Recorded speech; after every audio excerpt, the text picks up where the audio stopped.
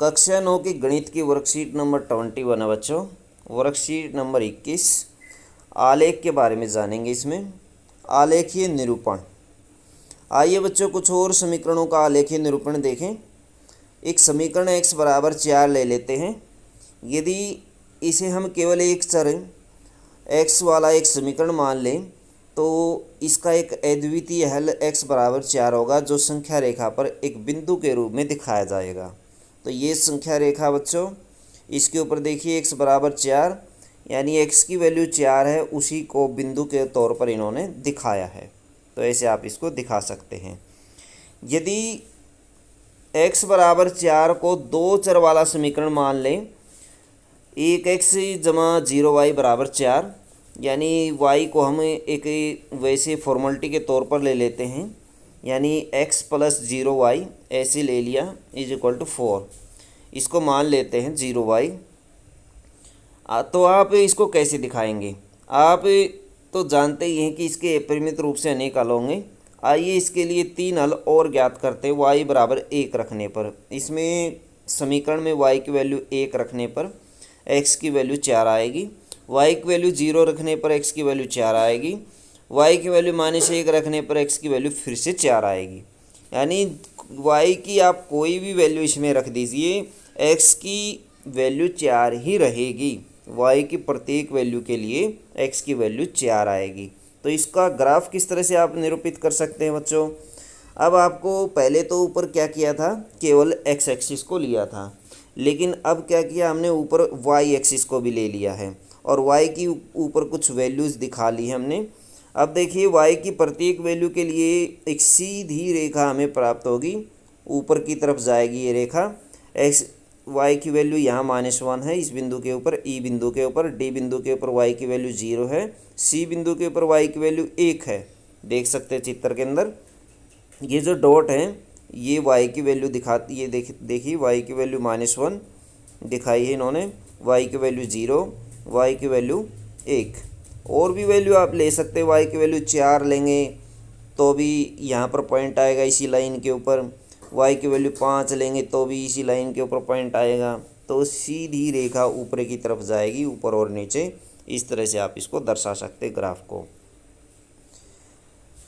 इन तीनों हलों को graph paper पर निरूपित करने पर हमें x बराबर 4 का ग्राफ y एक्स के समानांतर एक सीधी रेखा के रूप में मिलता है। किसके समानांतर मिलता है बच्चों? y एक्सिस के समानांतर।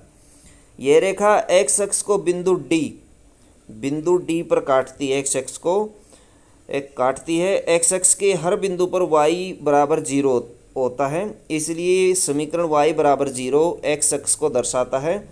इसी तरह y अक्ष के हर बिंदु पर x 0 होता है, y अक्ष के हर बिंदु पर x 0 होता है, इसलिए समीकरण y x बराबर 0 y अक्ष को दर्शाता है। तो बच्चों क्या है, x बराबर यदि 0 लिया जाता है, x बराबर 0, तो ये इसके ऊपर आता है x एक्सिस के ऊपर। तो बच्चों ये x अक्ष को दर्शाता है। और यदि y 0 लिया जाता है, y 0 ले लिया तो ये y एक्स को दर्शाएगा। तो देखिए y एक्स ये है, ये y एक्स है। ग्राफीय रूप में x बराबर a इस प्रकार का कोई भी समीकरण y अक्ष के समानांतर सीधी रेखा को दर्शाता है। इसी तरह y बराबर b प्रकार का कोई भी समीकरण x अक्ष के समानांतर सीधी रेखा को दर्शाता है। आइए ऐसी समीकरण का ग्राफ बनाएं जिसके दोनों चरों के गुणांक शून्य नहीं हैं। तो ऐसी समीकरण हम ले लेते हैं जिसके दोनों जो है गुणांक शून्य नहीं है। 3x - 4y बराबर 12 है। टेबल तैयार कीजिए। x 0 ले लेते हैं तो y -3 है, y 0 लेते हैं तो x 4 है, और y की वैल्यू 3 ली जाती है तो x 8 आता है। तो ये वैल्यू हम इसमें पुट करके निकाल सकते हैं। और इसका ग्राफ ड्रॉ करने पर हमें कि ऐसे स्ट्रेट लाइन प्राप्त होता है बच्चों, सीधी रेखा। हमें 3 बिंदु मिले C, D और E। ये 3 बिंदु इस प्रकार हैं, 0 -3, ये 0 -3 है, 4 और 0 ये पॉइंट है, 8 और 3 ये वाला पॉइंट हमें प्राप्त होता है। इस प्रकार की रेखा दोनों अक्षों को काटती है। दोनों अक्षों को, पहले अक्ष को बिंदु D पर काटती है, देखिए बिंदु D पर काटती है, और वाई एक्स को बच्चों सी बिंदु पर काटती है, ये सी बिंदु पर क्रॉस करती है। एक्स एक्स को ऐसे बिंदु जिसके निर्देशांक आर जीरो प्रकार के, वाई एक्स को ऐसे बिंदु जिसके निर्देशांक वो जीरो टी के प्रकार के होंगे। जीरो टी मतलब बच्चों जीरो तीन है, जीरो माइनस तीन है इसका बिंदु, और जी आर जीरो का मतलब बच्चों चार और जीरो इसका बिंदु है। निम्न को ग्राफ पेपर पर निरूपित कीजिए। ग्राफ पेपर पर कुछ समीकरण दिए गए हैं बच्चों, इनको निरूपित करेंगे। y बराबर जीरो को निरूपित करने के लिए हम क्या करेंगे बच्चों, ऐसे हम वो x एक्सिस ले लेंगे, y एक्सिस ले लेंगे, ये बिंदु ओरिजिन ओ ले लेंगे जिसके जो पॉइंट है वो जीरो जीरो है। y बराबर जीरो को दर्शाने के लिए y बराबर जीरो बच्चों यहाँ होगा, तो y बराबर जीरो, y बराबर जीरो ये यहाँ पर एक बिंदु के तौर पर इसको दिखा सकते हैं जो केंद्र बिंदु होगा। आप इस किसी भी डायरेक्शन में इसकी रेखा खींच सकते हैं। y बराबर जीरो एक वाई एक्स के बिल्कुल पैरेलल होगी, ये इसके ऊपर से भी आ जाएगी ये लाइन। y बराबर -5, y बराबर -5 बच्चों इसको दर्शा सकते हैं आप, एक्स एक्स के समानांतर आएगी ये लाइन।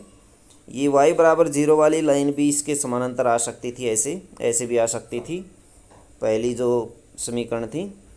और y बराबर -5 1 2 3 4 5 ऐसे 5 बिंदु लेंगे आप, और इस तरह से यहाँ पर y बराबर -5 ऊपर दर्शा दिया बच्चों, नीचे हमें दर्शाना है ये -5, ये प्लस y एक्सिस होती है, ये माइनस y एक्सिस होती है, ये प्लस x एक्सिस और ये माइनस x एक्सिस।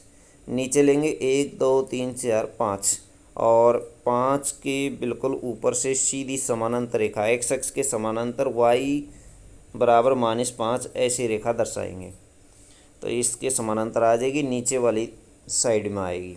2x - 3 बराबर जीरो, 2x - 3 बराबर जीरो, इसको हल कर लीजिए। 2x बराबर 3 आ जाएगा, x बराबर 3/2, तो x बराबर 3/2 ये समीकरण आई हमारी 3/2। इसको दर्शा लीजिए, ऐसे ग्राफ लीजिए, ये x एक्सिस है, ये y एक्सिस है, पॉजिटिव, ये भी पॉजिटिव, वैल्यू हमारी पॉजिटिव है।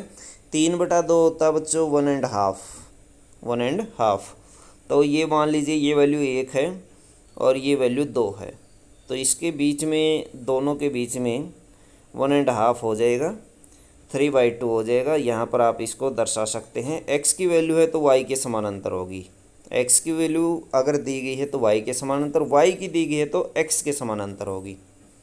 तो बच्चों इसको आप ऐसे लिख सकते हैं x बराबर 3/2, तो ये वाली वैल्यू आ जाएगी इसकी 3/2 वैल्यू, 1 और 2 ओ बिंदु जिसके ओरिजिन 0 0 हैं, तो ऐसे इसको दर्शा सकते हैं।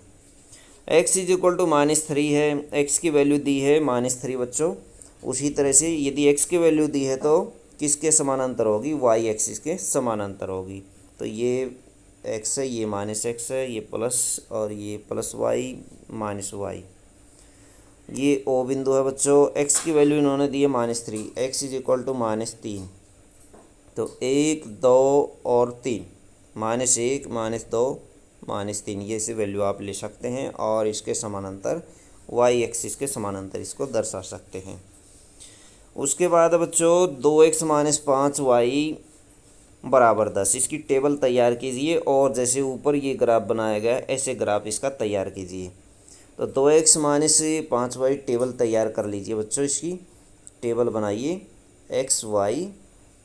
यदि x इसमें वैल्यू पुट करेंगे तो क्या वैल्यू आएगी, x पुट करते हैं तो ये आएगा बच्चों, x के स्थान पर पुट कर दिया हमने 0, -5y बराबर 10 बचता है, y बराबर -2 आ जाता है, x 0 y -2।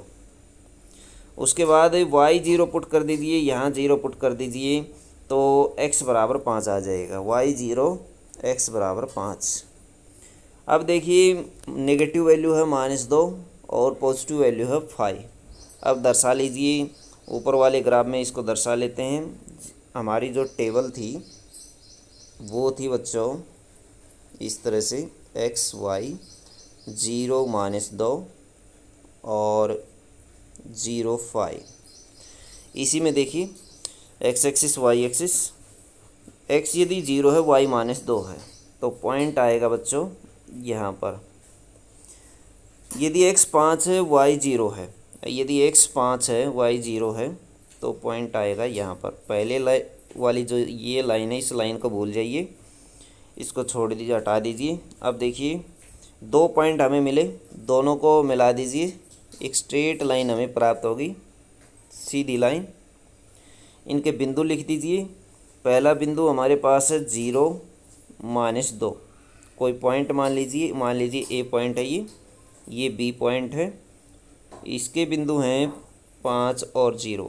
इस तरह से आप इसको दर्शा सकते ग्राफ में। तो ये इसका आलेख है बच्चों। यदि आपकी मैथ की वर्कशीट वीडियो अच्छी लगे तो लाइक करें, हमारे चैनल को सब्सक्राइब करें।